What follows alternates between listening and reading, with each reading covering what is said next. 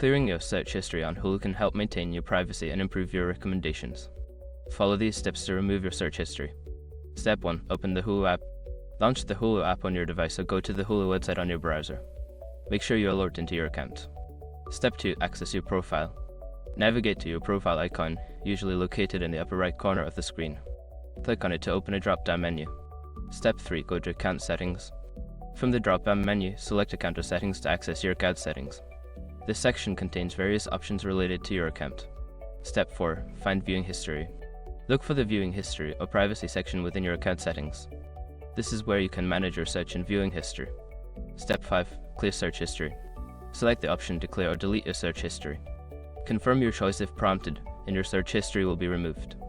By following these steps, you can easily clear your search history on Hulu. Regularly managing your history can enhance your viewing experience.